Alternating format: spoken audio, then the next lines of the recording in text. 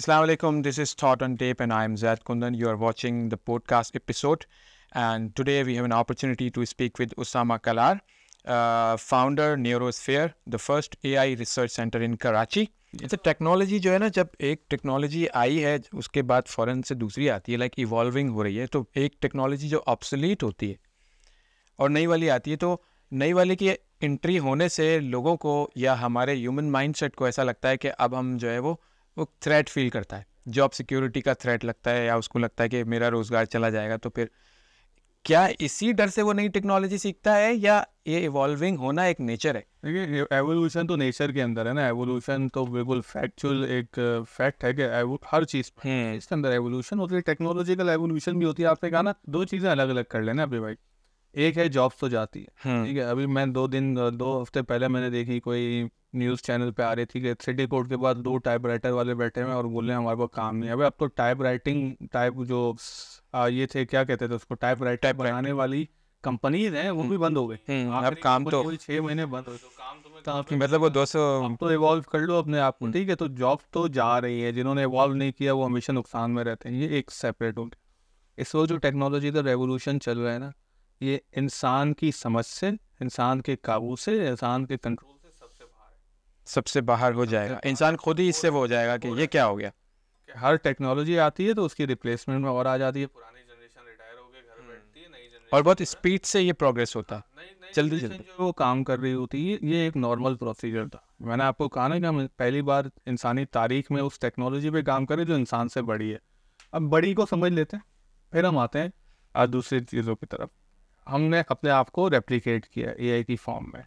हमारा सोचना जो है एक लिमिटेड है ना। मैं कितने घंटे बोलने को तो मैं नॉन स्टॉप बोलता जाऊँ, 2 घंटे होंगे, बोलूँगा बस करो यार, दिमाग पक गया। मेरी लिमिट आ जाएगी। कंप्यूटिंग पावर है, दिमाग की लिमिटेड कंप्यूटिंग पावर है। उसी तरह मेरे दिमाग के पास लिमिटेड एनर्जी है, ठीक है। मेरी प्रॉब्लम सॉल्विंग स्किल्स है, मैं ज़्यादा प्रॉब्लम सॉल्व करूँगा, मैं मैथ पढ़ने बैठूंगा, इक्वेशन सॉल्व करूँगा, मुझे नींद आना शुरू हो जाएगी क्योंकि मेरी एनर्जी ड्रेन हो रही होगी और एक लिमिट आ जाएगी, पावर की लिमिट हो जाएगी। अब जब हमने अपने आप को इस चीज़ में रेप्लिकेट कर दिया, अब जो कंप्यूटर है भाई, जो मशीन है, उसको ना रेस्ट चाहिए, ना उसको स्लीप चाहिए, उसकी ना उसको ब्रेक चाहिए। प्रोसेसर्स बढ़ाते जाओ, जीपीयू कार्ड्स बढ़ाते जाओ, उसकी कंप्यूटिंग पावर बढ़ती जाएगी, ठीक है। वो बहुत स्पीड में आपसे ज़्यादा काम करेगा। ऐसा तो नहीं हो सकता कि मेरी जो दिमाग की काम देने वाला थक जाएगा बट वो करने वाला नहीं थकेगा। मेरे दिमाग की कंप्यूटिंग पावर लिमिटेड है। अब ये तो नहीं हो सकता कि मैं तार निकालूं आपके दिमाग से अपने दिमाग में लगाऊं। हम दोनों की कंप्यूटिंग पावर शेयरेबल नहीं है, बनाया हो, शेयरेबल नहीं है। लेकिन एआई के लिए आप मशीन के अंदर जीपीयू के इजाफे करते जाए, उनकी कंप्यूटिंग पावर तेज होती रहेगी, ठीक है। ठीक है, एग्जैक्टली। वैसे वो एक एनर्जी मेरे अंदर है, तक है, बोल रहा हूँ। एक टाइम आएगा, 2 दिन नहीं सोऊंगा, 3 दिन नहीं सोऊंगा, बॉडी खुद ही शट डाउन होगी, ज़बरदस्ती सुला देगी, ठीक है। आप 72 घंटे से ज़्यादा इंसान जो है वो फिर अच्छा फंक्शन नहीं कर सकता, ठीक है। ऐसे ही 4 दिन जाग लेंगे, हो जाएगा, उसके बाद आपको सोना पड़ेगा। कंप्यूटर मशीन नहीं सोती। मशीन में आप अनलिमिटेड इलेक्ट्रिक सप्लाई देते रहे, उसके प्रोसेसर वो ठंडा रखते रहे, वो चलता रहेगा और उसी स्पीड से, उसी कैपेसिटी से परफॉर्म करता जाए। इसमें भी कमी नहीं है। हम अपने से ज़्यादा बड़ी टेक्नोलॉजी पे ऐसे एग्जैक्टली कि हम जो हैं वो हाइव माइंड नहीं। हाइव क्या होता है? बीज जो होती हैं वो एक डायरेक्शन में काम करती हैं, एक क्वीन होती है, सबकी ड्यूटीज होती हैं, वो काम कर रही होती है। वो हाइव माइंडसेट कहते हैं कि भाई उनकी जो मूवमेंट्स होती है वो सिंक्ड होती हैं। हमारा दिमाग सिंक नहीं है, वो इंसान है। मैं अलग सोचूंगा, आप अलग सोचोगे। हमें अगर किसी चीज़ पे अभी हम कोई मसला लेके आ जाएं कि भाई फलाना मसला हुआ है, तो उस मसले के लिए, फला मसले के लिए हम क्या करेंगे कि हम बैठेंगे, डिस्कशन करेंगे, और फिर मेरे दिमाग से चीज़ें आपके दिमाग में, आपके थोड़ा टाइम ले लेंगे। ब्रेनस्टॉर्मिंग में बड़ा टाइम लगता है। अब यही काम जब एआई करेगा ना, वो सारे दिमाग एक साथ मिलाएगा, टक करके आपको कुछ सोल्यूशन दे देगा। ये है इंसान अपनी तारीख में इंसान से बड़ी, अपने से बड़ी चीज़ पे चलाएंगे। सही है। अब दूसरी चीज़ है कि अब क्या हो रहा है, लैंड, ये बड़ी टेक्नोलॉजी समझ के अब लैंडस्केप समझने की कोशिश करते हैं कि जब हम अपने से बड़ी टेक्नोलॉजी के ऊपर काम कर रहे हैं तो बड़ी चीज़ें जो होती हैं वो हमारे कंट्रोल में नहीं होती। एक हाथी बदमस्त हो जाए, इंसान जो उसको संभाल रहा होता है फिर वो संभाल नहीं संभाल सकता। ऑफ कोर्स उसकी दर्जनों इंसान चाहिए होते हैं, कोई उसको शूट करता है। कई इसी तरह जो एआई जो है वो अभी शेर कराची में, अरे शेर तो बड़ी एग्जांपल दे दी ना आपने। बकरा ईद में क्या होता है आपने देखा है, गाय भागती है तो भागते नहीं पकड़ में आते भाई, नहीं पकड़ में आते, शुम्बे शुम्बे भाग रहे होते हैं, वो 2-4 बच्चे गिराते हैं, वो 5 जिससे सारा दिन खेल रहे होते हैं वही नहीं काबू में आता है। एक बुल वाला वाकया आपने देखा होगा कराची का, ये जिसमें उसको शूट करना पड़ा, आपने देखा होगा, उसकी वीडियो भी बड़ी वायरल होती है। वो देखते रहते हैं। तो अब होता क्या है इसके अंदर कि ये जो चीज़ें हैं अब हमारे कंट्रोल से बाहर, ठीक है। चीख रहे हैं ना, एलॉन मस्क चीख रहा है, मार्क जुकरबर्ग भी कह रहा है, बिल गेट्स भी कह रहा है कि भाई एआई को स्टॉप लगाओ, लेकिन स्टॉप आप लगा नहीं सकते। एक बार मार्केट में चीज़ आ गई, मेरा अपना दिमाग है, मैं डेवलपर हूँ, मैं एलॉन से मेरी नहीं, मैं उसको फॉलो नहीं करता, मैं उनकी मानता, मैं उसकी क्यों मानूँ, मैं उस टेक्नोलॉजी लेकर उस पर बिल्ड कर रहा हूँ। आप देखें एआई के टूल्स की एक बहुतात लगी हुई है, सही है। और फिर होता क्या है कि जैसे वो अभी बकरा ईद होगी ना, तो आपके पान वाला भी कसाई बना हुआ होगा, मैकेनिक भी कसाई बना होगा, कसाई बना हुआ होगा, और मोहल्ले के अंकल होंगे, सो वही चीज़ होगी। टाइम पास करते हैं, वो भी कसाई बने हुए होंगे खून में लथपथ। तो जैसे ही कोई नई टेक्नोलॉजी आती है तो आप देखें पाकिस्तान के जितने इन्फ्लुएंसर है सारे एआई, सारे बने सारे एआई एक्सपर्ट। उससे पहले सारे क्रिप्टो ब्लॉकचेन के एक्सपर्ट थे, अभी सारे के सारे एआई सीजनल चलते हैं, सीजनल है भाई। क्या है भाई, एआई का धंधा चलो भाई शुरू करो, मैं तुम्हें पैसे कमाना, लाखों डॉलर कमाना शुरू करूँगा। तो होता क्या है, इन बेवकूफ़ों की वजह से, बेवकूफ़ है ये, अपना पैसा कमाने के लिए दूसरों को भी बेवकूफ़ बनाते हैं, खुद भी बेवकूफ़ हैं। वो टेक्नोलॉजी पे रहते हुए अगर काम कर लेना तो वो पाकिस्तान को बहुत आगे लेके जाए। तो अपना भी नुकसान करते हैं, दूसरों का भी नुकसान करते हैं, होता क्या है। और जब फिर वो बड़ी मज़ेदार चीज़ होती है ना, 1000 बच्चों को इकट्ठा किया, बोले यही से पैसे कमाना सिखाओ, अब वो कर रहे हैं, अपने तुक्के लगाए जा रहे हैं, तुक्का उसमें से 1000 में से एक बच्चे का तुक्का लग जाता है, वो बन जाती है सक्सेस स्टोरी बना के उसको इतना किया जाता है, ज्यादती कर रहे हैं ना भाई, वो प्रोपगेशन की जाती है। फिर रातों रात अमीर बना जाता तो दुनिया बेवकूफ़ है, सारे ही अमीर बन रहे होते हैं, ठीक है। मेहनत लगती है, लगन लगती है, चीज़ें लगती हैं। अब हम जॉब का जो हम डिस्कशन कर रहे थे कि एआई, अभी मैं रिसर्च पढ़ रहा था, गालिबन माइक्रोसॉफ्ट की रिसर्च थी कि अगले 3 साल के अंदर अगर 40% लोगों ने अपने आप को अपग्रेड नहीं किया, दुनिया की 40% पॉपुलेशन, 30 अगले 30 सालों में, 3 सालों में, ओ भाई अब लंबी प्लानिंग भी नहीं काम आ रही ना, 3 साल शॉर्ट टर्म फॉरन खत्म करो, सही है। 3 सालों में नहीं किया तो 40% लोग जो हैं वो जॉबलेस हो जाएंगे, ठीक है भाई। ये है इंसान अपने से बड़ी टेक्नोलॉजी पे तारीख में पहली बार काम कर रहा है, हमें पता ही नहीं है कि क्या होने वाला है, हम खाली हम दौड़ रहे हैं। वो 3 साल कह रहे हैं, मैं कह रहा हूँ कि छोड़ो, अभी से जॉब जाना शुरू हो गई है। मैं आपको मिसाल देता हूँ, अगर आपको समझ आए, टिकटॉक है, क्रिएटर होता है, आप भी क्रिएटर है, ठीक है। आप क्रिएट कर रहे हैं इधर बैठ के, आपकी टीम है, अभी एक भाई ने एक सेट किए, एक भाई जो थे वो 2-2 कैमरा सेट कर रहे हैं, आप सुकून से बैठे हुए। आपने बोला कि मैं ऐसे सवाल पूछूंगा लेकिन मैं आपको बोलने ही नहीं दे रहा चालू है, ठीक है। तो ये एक टीम लगती है। अच्छा, जितने ज़्यादा क्रिएटर्स होंगे, अच्छा फिर एडिटिंग है, एक बंदा बैठ के सेगमेंट्स बनेगा, पॉडकास्ट को एडिट करेगा, सुनेगा। क्रिएटर, कंटेंट क्रिएटर जितने ज़्यादा होंगे तो उतने ज़्यादा हमें क्या चाहिए होंगे, उतनी ज़्यादा हमें लेबर चाहिए, वर्क फोर्स चाहिए होगी, वीडियो एडिटर हमें ज़्यादा चाहिए। अब सीन ये है कि पाकिस्तान में टिकटॉक की वजह से, पाकिस्तान और दुनिया भर कोने से कोना, छोटे से छोटा कस्बा है, वो कंटेंट क्रिएटर बना हुआ है। वो जैसा भी कंटेंट बना रहा है, क्रिंज बना रहा है, बेगम के साथ नाच रहा है, कुछ भी कर रहा है XYZ, लेकिन वो कंटेंट प्रोड्यूस कर रहा है विदाउट एनी एडिटर। हाँ, यही बात है। तो उसके हिसाब से होना क्या चाहिए था कि भाई एडिटर्स के पास काम इतना होता है कि सर खुजाने की फुर्सत नहीं, लेकिन क्या हुआ, एक रेवोल्यूशन एंट्री हो गया। आपको पता है ना, टिकटॉक के ऊपर AI इनहेंस टूल है, यूं कट लगाओ, टक करके फिल्टर डालो, गोरे भी हो गए, ये भी हो गए, अजीबोगरीब और फिल्टर भी आ गए। जो घंटों की मेहनत से एडिटर करता है वो सेकंड्स में, मिनट्स में टिकटॉक के एक ऑनलाइन डैशबोर्ड से हो रहा होता है। क्यों? क्योंकि टिकटॉक की एप्लीकेशन में जो एडिटर है वो AI इनहेंस्ड एडिटर है, ठीक है। बहुत जल्द ऐसा हो जाएगा कि आपके ये जो बीच में मम्बल जम्बल हम करते हैं पॉडकास्ट के बीच में, वो टूल है अभी कि आप उसमें वो डालें, पॉडकास्ट डालें, यही वाली पॉडकास्ट उठा के डालिएगा, जहाँ पे हमने ब्रेक लगाए, जहाँ पे हमने रीटेक किए, वो टक टक टक टक टक खुद काट के अलग स्किप करके उसको ऑटो कर देगा, खुद अलग कर देगा विद इन मिनट्स। तो ये है AI इस तरह जॉब्स ख़त्म कर रहा है। हमारे यहाँ पे कंटेंट राइटर्स की जॉब होती थी, बहुत बहुत ज़्यादा कंटेंट राइटर होते थे जो बहुत अच्छा कंटेंट लिखते थे, ठीक है।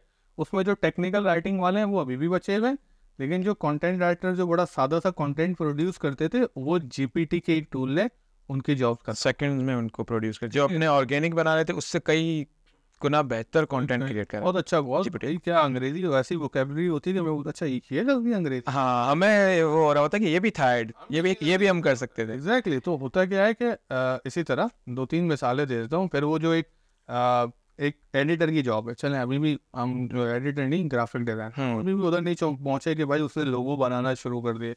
अब ग्राफिक डिज़ाइनिंग है, वो प्रोसेस कैसे करता था। क्लाइंट आया, आप मेरे क्लाइंट है, मैं ग्राफिक डिज़ाइनर हूँ, आपने मुझे आइडिया एक्सप्लेन किया, मैं आपको क्या करूँगा, 3-4 चीज़ें बना के दूंगा, आपने बोला ये बेहतर है, इस डिज़ाइन पे तुम लोगो बनाओ, फिर जो है मैं आपको दोबारा दूंगा, आप रिविजन करेंगे, मैं रिविजन करूँगा, इस तरह बैक फोर्थ चलता रहेगा। तो एक अच्छा कोई भी ग्राफिक जो है उसको डिज़ाइन करने में 24 घंटे 48 घंटे लग जाते थे। अब एआई ने अभी क्या कर दिया, मैं सारी अभी की बातें कर रहा हूँ, एआई ने अभी ये कर दिया है कि मैं जाऊँगा, मैं क्लाइंट हूँ, मैं Stable Diffusion, DALL-E two, Midjourney, कोई भी मैं इस तरह के आइडियोग्राम हाँ जो अभी चल रहा है, उससे लाखों रुपए कमाना सिखा रहे हैं ना वो चल रहा है, पहले मिड जर्नी था, ठीक है। तो मैं उस पर लिखूंगा, मेरे दिमाग में जो आइडिया, मैं एआई को समझाऊंगा, एआई मुझे 2-3 आइडियाज बता देगा, मैं डिज़ाइनर को सीधा दूंगा, बोलूँगा भाई ये बना दे वेक्टर स्टाइल में। तो क्या हुआ कि डिज़ाइनर की मेहनत बच गई, ठीक है, आइडिया सर्चिंग बच गई, टाइम बच गया, और जो डिज़ाइनर है क्योंकि उसका भी टाइम कम लग रहा है तो वो कम चार्ज, वैल्यू भी चार्ज कम हो गई, कम चार्ज करेगा। तो होगा क्या कि जो स्मार्ट डिज़ाइनर होंगे वो क्या करेंगे, वो एआई के टूल इस्तेमाल करेंगे, क्लाइंट को जल्दी जल्दी निपटाएंगे, अपनी कॉस्ट लो करेंगे और प्रोडक्शन जो है वो ज़्यादा करेंगे, अपने आप को इस तरह से इन्वेम करेंगे सिस्टम में, करेंगे ना। उससे क्या होगा, उससे जो स्मार्ट डिजाइनर होंगे उनके पास काम आ रहा होगा, और जो वही जुगाड़ वाले लकियानुसी डिजाइनर होंगे जो अपने आप को अपग्रेड नहीं, और है हो रही है कि जो अपने आप को अपग्रेड नहीं, कैटेगरीज हो जाएंगी दोनों की। भाई वो तो $5 में करके दे रहा है, 1 घंटे के अंदर तुम $50 ले रहे हो और 24 घंटे ले रहे हो, तो क्लाइंट किसको प्रीफर करेगा? ऑफ कोर्स चीप वाले। ये चीजें इस तरह जो है जॉब मार्केट जो है वो श्रिंक हो रही है। अब आप समझ रहे, तीसरी मिसाल लेने, हमारे जीडीपी का 10% क्या है, रेमिटेंस, ठीक है। रेमिटेंस का आधा चलिए जो पैसा बाहर से आता है उसको रेमिटेंस कहते हैं। अब रेमिटेंस क्या है भाई, आपके जो बाहर लोग हैं, एक है फ्रीलांसर जो पैसे कमा रहे हैं, उनके तो लगे हुए, तो उनकी तो खत्म हो रही है, जॉब जो है वो नहीं हो रही है, अगर वो अपने आप को अपग्रेड नहीं करेंगे तो आप देखिएगा तो रेमिटेंस पे भी इफेक्ट आएगा। दूसरे जो आपके जो बाहर हैं, आपने कोई साइंसदान, इंजीनियर, डॉक्टर ज़्यादा नहीं भेजे हुए, बहुत कम तादाद के अंदर है, और जो आपने भेजा हुआ है ना वो अनस्किल्ड लेबर भेजा हुआ है, उसमें एक बड़ी तादाद जो है वो दुबई में गाड़ियाँ चला रही है, ड्राइवर बने हुए हैं, सऊदीया में डिलीवरी का काम कर रहे हैं, टैक्सी ड्राइवर। एग्जैक्टली। अब क्या है, वो देखिए ना टेस्ला की वो वाली गाड़ियाँ, ड्राइवर लेस जो कार हैं, AI से वो आर्टिफिशियल इंटेलिजेंस में वो गाड़ियाँ चला लेते हैं। मुझे ये बताया कि दुबई की किसी कंपनी को कितनी देर लगेगी, पैसा बहुत है दुबई में, कि वो सारी की सारी वो गाड़ियाँ मंगा ले और ड्राइवर को बोले भाई जाओ ऑफिस हम चला लेंगे। और ये होना शुरू हो गया। 3 साल पहले कहा था ये यूनाइटेड अरब टैक्सी जो सर्विस है, उसने 3-4-5 महीने पहले ही मैंने न्यूज़ पढ़ी थी, उसने 216 जो है वो टेस्ला गाड़ियों का ऑर्डर दे दिए।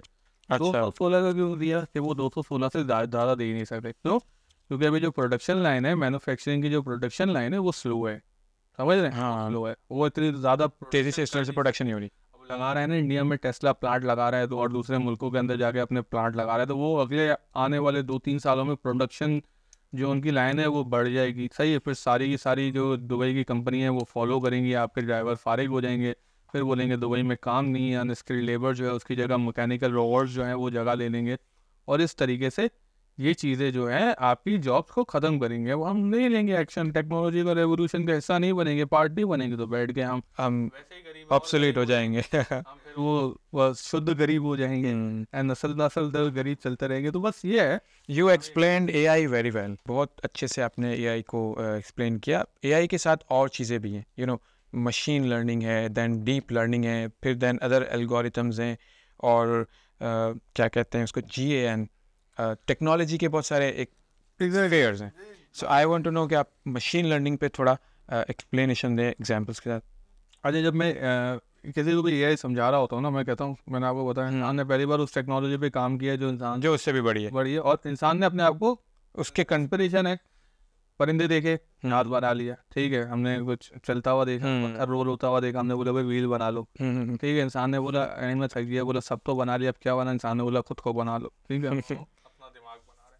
अब मशीन लर्निंग क्या, जब मैं समझा रहा होता, एक्सप्लेन कर रहा होता हूँ स्टूडेंट्स को, तो मैं कहता हूँ मशीन लर्निंग को आप इस तरीके से लेंगे, आप बच्चे को ट्रेन, AI को जब भी आप सोचें हम बच्चे को ट्रेन कर रहे हैं, मिसाल के तौर पर ये माइक है, ये टेबल है, ठीक है। अब एक बच्चा जो है वो माइक और टेबल के दरमियान फ़र्क कैसे करेगा? बच्चा है, उसको आपने कुत्ता बिल्ली दिखाया, उसके दरमियान फ़र्क कैसे करेगा? छोटे छोटे आपने बच्चे देखे होंगे, वो कुत्ते को बोलते हैं मम्मा बिल्ली जा रही है, बिल्ली को बोलता है कुत्ता जा रहा है, वो अपनी ममलिंग जमलिंग में बोल रहे होता है वो। तो होता क्या है कि ओवर द ईयर्स वो बच्चा क्या करता है कि वो बहुत सारे कुत्ते देखता है, अलग अलग शेप्स के अंदर, अलग अलग चीज़ों के अंदर बहुत सारे कुत्ते देखता है और बहुत सारी बिल्लियाँ देखता है, और वो सारी इमेजेस जो हैं वो रिकॉर्ड करता है अपने डेटाबेस के अंदर, ऑब्जर्वेशन के थ्रू। ऑब्जर्वेशन और डेटाबेस के अंदर रिकॉर्ड करता है। जब हम उसको बार बार सही आइडेंटिफाई भी पेरेंट करा रहे होते हैं, बेटा वो बिल्ली है, बेटा वो कुत्ता है, बेटा ये बिल्ली कुत्ता शेर, ठीक है, आइडेंटिफिकेशन हो रही होती है, तो बहुत सारी हज़ारों इमेजेस का डेटा उसके दिमाग के अंदर जाता है और अल्टीमेटली वो तैयार हो जाता है कि ये कुत्ता है ये बिल्ली, और दोनों के बीच में फ़र्क पता चल जाता है।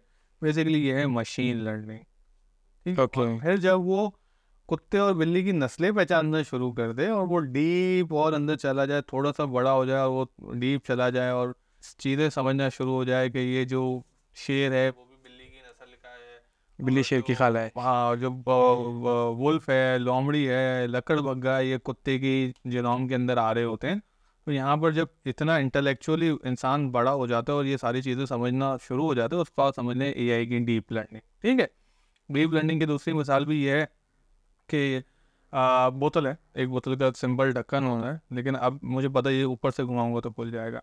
मेरे पास जितनी भी अब मैं बड़ा हो गया हूँ ना, बच्चा होऊंगा तो शायद ये ना हो, लेकिन बड़ा हो गया, जितनी भी बॉटल्स आएंगी मुझे पता है कि इसका ढक्कन जो है ऊपर से खुलना है, ठीक है। एग्जैक्टली, इतनी बॉटल्स देखी है, सबका ढक्कन ऊपर ही। देखते ही मैं सबसे पहला ट्राई यही करूंगा। तो ये मशीन जो AI के अंदर है, हम इसको डीप लर्निंग कहते हैं।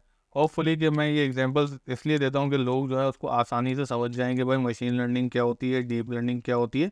जाहिर बात है टेक्निकल टर्म्स में वो बहुत ज़्यादा हर कोई इतना साउंड नहीं है। हाँ, कि आप पाइथन के ऊपर जाएं और फिर आप जो है वो न्यूरल नेटवर्क बनाने के बाद आप ट्रेन करते हैं, ट्रांसफॉर्मर्स हैं, एनकोडर्स हैं, वो सारी टेक्निकल बातें हैं जो वो स्किप करते हैं, लेकिन सतही तौर पर ये हैं मशीन लर्निंग और डीप लर्निंग। तो AI जो है उन्होंने वही कर लिया है। There is one more thing, GAN, generative adversary network कहलाता है, और उसको इस तरह करेंगे AI जो है वो अब जनरेटिव है। तो what is the difference between generative creative AI को हमने क्रिएटिव फ्रीडम ज़्यादा दे दी है, ठीक है। अब AI जो है वो क्रिएट करने के भी काबिल है, माइक है, उसका रेप्लिका भी बना देगा। डीप लर्न AI है, वो जनरेटिव एडवर्सरी नेटवर्क के ऊपर जो है वो चीज़ें प्रोड्यूस करें। There is a generative AI and creative AI, right? अच्छा, मैं ये बता दूं फील्ड्स, मैं आपको दो अलग अलग बता दूं। AI को जब हमने बनाया तो उसके कुछ कमर्शियल टूल्स आना शुरू हो गए ना, जैसे ChatGPT है, basically it's LLM, language learning model, उसको हम कहते हैं कि लार्ज लैंग्वेज लर्निंग मॉडल है ChatGPT, ठीक है। उसका जो कमर्शियल प्रोडक्ट था वो था ChatGPT। अब लोग क्या कर रहे हैं, जाके बातें कर रहे हैं, ये यूज़र्स के लिए। इस तरह के जितने भी टूल हैं, जैसे मिड जर्नी से जो पिक्चर बनती है, DALL-E 2 से जो पिक्चर बनती है, उसके पीछे जो AI का मॉडल है वो है डिफ्यूजन मॉडल, ठीक है।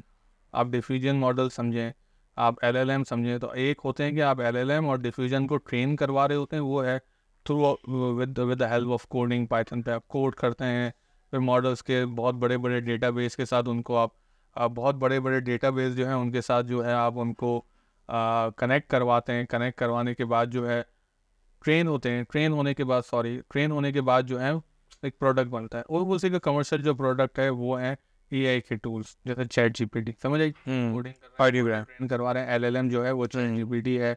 मिड जर्नी DALL-E 2 जो है उसके पीछे डिफ्यूजन नेटवर्क काम करता है।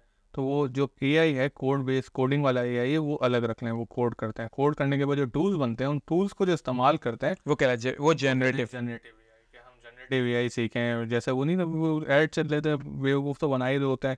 मिड जर्नी सीखें, ChatGPT 70-75 हज़ार का कोर्स करें और लाखों रुपए कमाएं। तो वो जो सतही नए नए मौसमी कसाई होते हैं ना, वो बोलते हैं कि चलो हमें तो सब आता है, वो हड्डियों का चूरा बना देते हैं। तो वो जनरेटिव AI कैसे, बेसिकली जनरेटिव AI जो है वो AI बेस्ड टूल हैं सारे, जो जिनको हम कह रहे हैं नो कोड AI आप कह रहे हैं, और वो नो कोडिंग के बगैर जो प्रोड्यूस कर रही है, और टूल से प्रोड्यूस हो रही है, उसको आप यूज़ कर रहे हैं, टूल से प्रोडक्शन, ठीक है। ओके, इसके बाद हम देखते हैं कि वेब 3.0, मेरा एक कॉन्सेप्ट है वेब 3.0 है, तो आई डोंट नो वेब 2.0 भी कुछ पीछे था ना। अरे मेरी वीडियो बड़ी वायरल हुई थी, मिफ्ता इस्माइल साहब से, वो एक इंटरनेशनल फोरम पे थे, उनसे वेब 3.0 का पूछा गया था, और नहीं उनसे पूछा गया था। और उनको जाहिर बात है कि वो आइडिया नहीं था उनको। तो मैंने वो ट्विटर पे Web 3.0 की एक वीडियो डाली थी कि Web 3.0 है क्या, और वो बड़ी वायरल हुई थी वीडियो। कब की? रिसेंट या आर्काइव्स? पुरानी बात है वो। अच्छा, अब उसमें Web 3.0 है क्या? बेसिकली देखें, इंसान जो है, पहले हम जो थे Web 1 था। Web 1 क्या था? Web 1 को समझ लें, Web 1.0 कह लें या Web 1, कि हम कंप्यूटर के ऊपर, पता नहीं आप इतने पुराने हैं नहीं, टाइप मास्टर तक तो है, तो आप इतने पुराने नहीं होंगे, कि वो वन वे इंटरेक्शन होता था चीज़ों का, कि मैं कंप्यूटर पे इंटरनेट पे कुछ पढ़ लूँ, वेबसाइट पे वेब पे जाके मैं कुछ पढ़ लूँ, वन वे इंटरेक्शन होता था। यानी कि मैं कुछ कमेंट नहीं कर सकता था, मैं कुछ उस पर बातें नहीं कर सकता था, मैं कोई अपना अपनी तरफ से कोई input, you can just take, आप दे कुछ मैं पढ़ सकता था, मैं चीज़ें देख, रीडेबल था। Web one, read only, like read only, ठीक है। वेब वन थी। टू वे इंटरेक्शन होना शुरू हुआ। टू वे इंटरेक्शन का मतलब क्या था कि अब मैं अपनी राय का इजहार भी कर सकता था, कंट्रीब्यूट कर सकता था। छोटे छोटे सोशल मीडिया बनना शुरू हुए। हाई फाइव था, माई स्पेस था, ऑरकट था, फिर फेसबुक है, पता नहीं कब तक है, वो भी था वो ठीक है। फिर एक गूगल, अच्छा ये क्या, इसने क्या, वेब 2 ने क्या इनेबल किया कि अब मैं टू वे कम्युनिकेशन जो है वो हो सकता है वेबसाइट पे। आप कुछ लिखेंगे, मैं कुछ लिखूंगा, और वो टू वे कम्युनिकेशन हो जाएंगे। ये यहाँ तक आया। अच्छा, जब ये वाली टेक्नोलॉजी ने इमर्ज किया तो एक मसला आया डेटा प्राइवेसी का, कि भाई मेरा जो डेटा है वो मेरे पास रहे और किसी के पास ना जाए, ठीक है। सिक्योरिटी के वो बड़े इशू है। आपने देखा कि कांग्रेस की कम्युनिटी का जो कमेटी थी उसकी, यूएस की, उन्होंने मार्क जुकरबर्ग को भी बुलाया, गूगल का सीईओ भी वहाँ पे आया, और वो मुख्तलिफ चीज़ें जो है वो पूछते रहे, एक्सप्लेन करते रहे, और ये चीज़ें होती रही। तो ये वेब 2.0 था। अच्छा, वेब 3.0 क्या है? उसी डेटा की प्राइवेसी जिसको लेकर दुनिया हटी हुई है। मैं अगर यहाँ से कोई फेसबुक पे पिक्चर अपलोड करता हूँ, वो पिक्चर कहाँ जाएगी? फेसबुक के डेटाबेस के ऊपर जाएगी। तो ब्लॉकचेन टेक्नोलॉजी ऐसी टेक्नोलॉजी थी जो डिसेंट्रलाइज पूरा गवर्नेंस सिस्टम है उस पर काम कर रही होती है, पेयर टू पेयर। हमने तो ब्लॉकचेन टेक्नोलॉजी को यही कर दिया ना, 21 दिन में पैसा डबल। हमने ब्लॉकचेन को सिर्फ बिटकॉइन से ही देखा है। मैं मुल्क का उधार उतार दूंगा, मैं जो हूँ वो गुर्बत खत्म कर दूंगा। तो इस तरह के वही मंजन वाले इन्फ्लुएंसर आ गए जिन्होंने ग्रुप चला 1 करोड़ रुपए बनाए, ठीक है। तो बेसिकली ब्लॉकचेन जो है वो बहुत पावरफुल टेक्नोलॉजी है जो डिसेंट्रलाइज गवर्नेंस सिस्टम को समझें कि एक तरीके से उसने एक गवर्नेंस सिस्टम बनाया जो डिसेंट्रलाइज। अब उसको थोड़ा सा एक्सप्लेन करो। हमारी अभी भी जो हो रही है ना, मैं और आप ट्रांजेक्शन कर रहे हैं, हाँ सही है, तबादला ख्याल कर रहे हैं, तबादला ट्रांजेक्शन, टू वे कम्युनिकेशन हुई। मैं अगर आपको पैसे दूंगा और आप उसके बदले कुछ लूंगा, वो भी एक ट्रांजेक्शन। हम ट्रांजेक्शन को बेसिकली वही है ना, पैसों की लेन देन ही समझ रहे होते हैं। कुछ भी इस दुनिया में होता है ना, वो एक जैसे मकान ले रहा हूँ मैं, तो वो नोटरी सिस्टम है, वहाँ पे भी ट्रांजेक्शन होती है। पार्टी ए ने पार्टी बी को इतने दिए, पार्टी बी ने पार्टी सी को उसके बदले ये दिया, और मकान जो भी है वो आ गया। अब ये या लेजर की एंट्री है, गवर्नमेंट की रिपोर्ट, कुछ भी XYZ ट्रांजेक्शन का मतलब आप समझ गए। कुछ भी लेन देन सिस्टम चलता है ना, वो लेन देन के ऊपर ही चलता है। इंसान का सिस्टम लेन देन के ऊपर है, चाहे वो नोट हो, चाहे वो वाटर सिस्टम हो, कुछ भी, कोई भी सिस्टम हो। अब ये ट्रांजेक्शनल बेस्ड सिस्टम जो है वो इस वक्त हम ऑपरेट कर रहे हैं सेंट्रलाइज वे के अंदर पूरी दुनिया में, ठीक है। सेंट्रलाइज वे में, कि कोई एक मरकज बना होगा, मुझे मकान खरीदना है तो मुझे रजिस्ट्रार के ऑफिस पे जाके वहाँ पे ये सारी चीज़ें करनी होगी, लाइक दिस। अगर मुझे कोई भी एक सेंट्रलाइज जो गवर्नमेंट का सिस्टम है, सेंट्रलाइज्ड है ना, वो मतलब एक जगह पे, ब्लॉकचेन टेक्नोलॉजी इनेबल करती है कि सेंट्रलाइज सिस्टम को आप हटा दें, और सारी की सारी जो ट्रांजेक्शंस हैं वो डिसेंट्रलाइज में, इंडिविजुअली इंडिपेंडेंसी आ जाए, इंडिपेंडेंटली गवर्नेंस सिस्टम चलेगा, जिसको पावर अप करने के लिए भी एक मैकेनिज्म होगा। जारी बात है, सेंट्रलाइज सिस्टम बैठा है, सबकी तनख्वाहें वंखाएं, तो कौन देगा? डिसेंट्रलाइज। तो इसके अंदर सिक्योरिटी का एलिमेंट नहीं आता? डिसेंट्रलाइज हो गया तो मतलब बहुत सारे लोग डेटा के ओनर हो गए, लाइक दिस। वो डेटा पे बाद में जा रहे हैं, अभी हम ट्रांजेक्शन को देखते हैं। डेटा क्या होता है, वो ऑन चेन डेटा होता है, फिर IPFS का भी इस्तेमाल होता है, वो बहुत टेक्निकल डिटेल्स हैं। ओके, अभी हम ट्रांजेक्शंस को ही समझ लेते हैं। ऑन चेन डेटा जो है वो फिर एक समझ लेंगे आप, पब्लिक देख सकती है, NFT का जैसे भी कोई भी कॉपी पेस्ट कर सकता है, बट आप उसको प्राइवेट भी कर सकते हैं। हमने ब्लॉकचेन की अभी फंक्शनैलिटीज़ यूज़ केस है वो दुनिया के अंदर सही से देखे नहीं है। मिसाल के तौर पर दुबई जो है, उसका जो एमिरेट ID का वो सिस्टम है, वो ब्लॉकचेन के ऊपर वो ला रहा है। ब्लॉकचेन इन सेंस सिक्योर इसलिए है कि अगर मैं कोई ब्लॉकचेन के ऊपर किसी भी किस्म की ट्रांजेक्शन करता हूँ, मैंने एक ऑर्डर भी पास किया हुआ है, तो वो एक चेन ऑफ कमांड के ज़रिए चलेगा, जिसके अंदर डिसेंट्रलाइज एंटिटीज़ बैठी हुई होंगी अपने अपने शेयर के साथ, और उसके अंदर उस रिकॉर्ड के अंदर कोई छेड़छाड़ नहीं कर सकेगा जब तक 51% का कंसेंसस। ओके, इस तरह ये ज़्यादा सिक्योर हुआ, इसका मतलब है कोई किसी डेटा से मैनिपुलेशन जब तक नहीं कर सकता जब तक सारी इंटरेस्टेड पार्टीज एग्रीड ना हो, 51% कंसेंसस ना हो, एटलीस्ट 51%। के अंदर कभी कोई मसला नहीं आ सकता। तो जितने भी बड़े बड़े कॉइन हैं उनके ऊपर प्रोटोकॉल चेंज भी हो रहा होता है। 2017 के अंदर जो बिटकॉइन कैश और निकला था फॉर्क होके, तो उसका मसला ये था कि वो बिटकॉइन कैश वाले बहुत अच्छी बात कर रहे थे, 32 MB का ब्लॉक कर दिया था ब्लॉक साइज उन्होंने, बट एक जो मेजोरिटी थी उन्होंने वो माने नहीं। जब वो माने नहीं तो क्या हुआ कि वो चेन के अंदर जो ब्लॉक चेन है उसके अंदर कोई चेंजेस नहीं आई, बल्कि एक और नई ब्लॉक चेन की शाख निकल कर सामने आ गई, स्प्लिट हो गया, जहाँ से वो डिसीजन प्रोटोकॉल इम्प्लीमेंट हुआ। सारी बातें मेजोरिटी उसको रिजेक्ट कर दिया, कंसेंसस नहीं हुआ, तो वो एक अलग चेन बन गई बिटकॉइन कैश की। इस तरह बिटकॉइन गोल्ड की भी चेन बनी थी, बिटकॉइन SV सतोशी विजन था, ये सारी चेन्स बनी थी। होता क्या है कि अब वो चेन जो है वो पब्लिकली सबको पता है कि यहाँ से बिटकॉइन सीधा चल रहा है, और ये जो है यहाँ से जो डेटा चेंज हुआ है वो बिटकॉइन कैश है, ये बिटकॉइन SV है, समझ आ रही? ओके, इस तरीके से हम देयर इज़ अ एक जो ट्रेडिशनल सिस्टम है ट्रांजैक्शन का, बैंकिंग का, फाइनेंशियल से, उसमें बिटकॉइन का एम्बेड क्यों नहीं हो रहा है?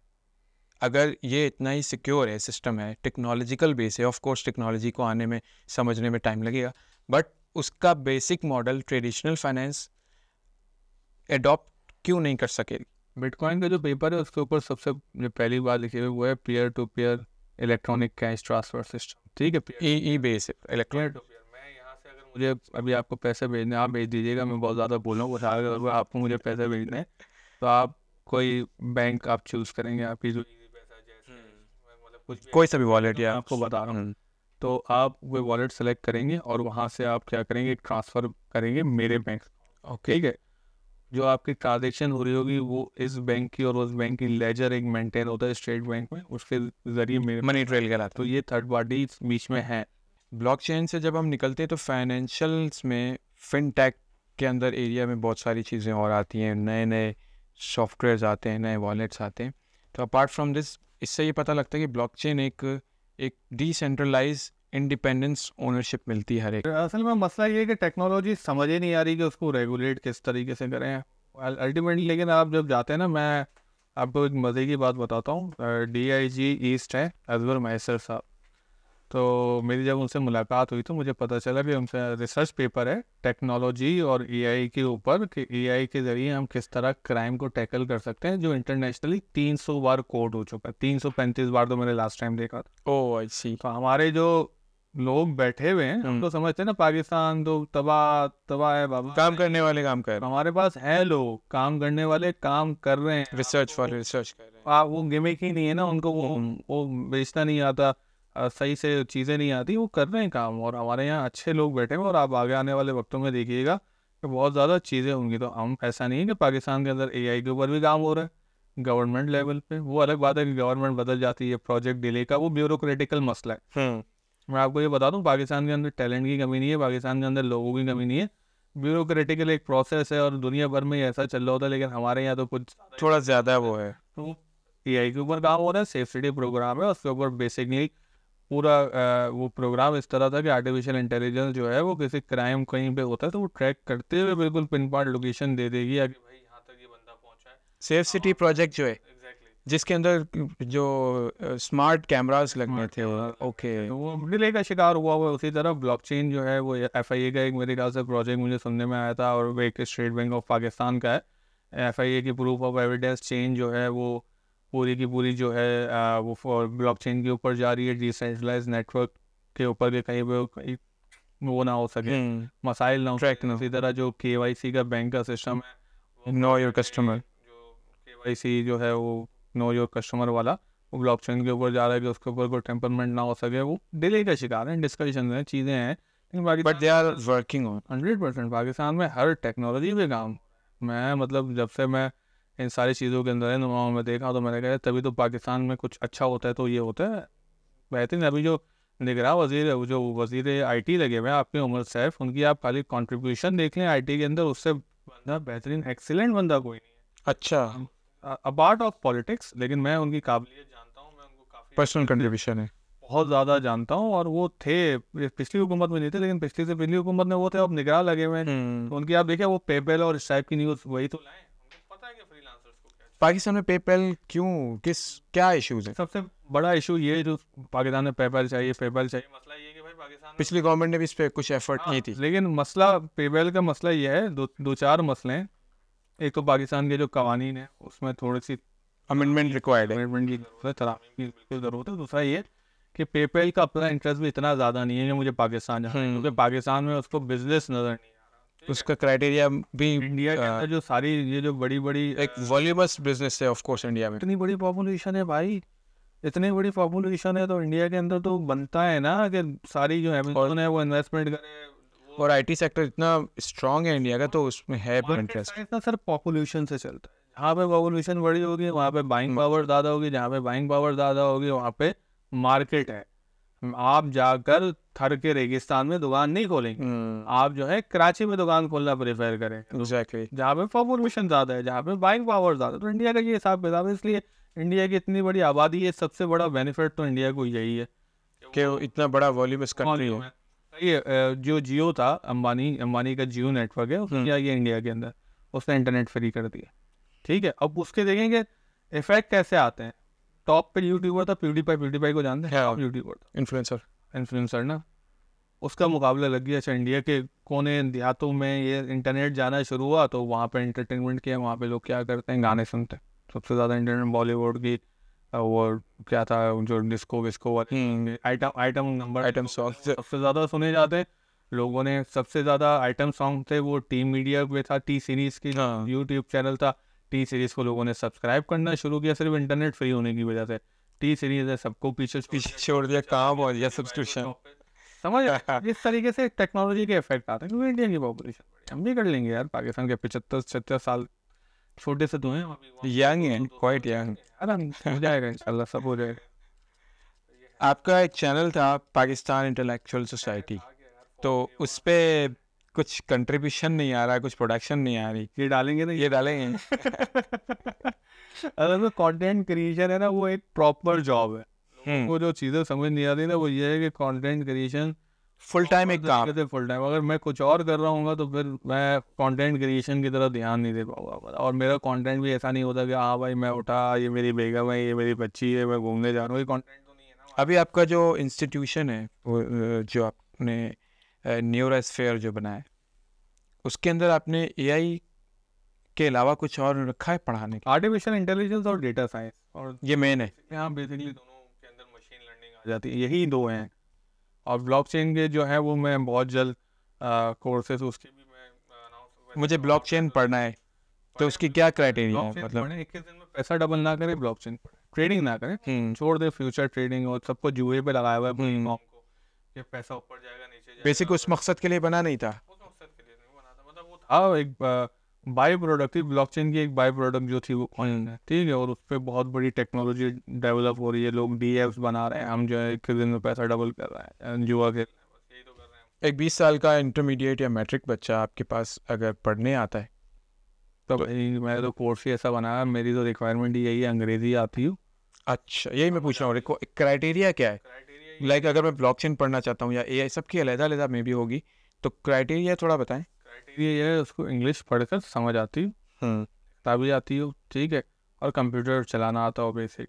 क्या आपका इंस्टीट्यूशन कहाँ पे है? कराची में किस जगह? आरजे मॉल के 4th फ्लोर पे, कनेक्ट कमर्शियल हब, वहाँ पे आप न्यूरोस्फीयर का पूछ लीजिएगा। Nice to see you and we will meet in to the neurospace इंशाल्लाह, न्यूरोस्फीयर।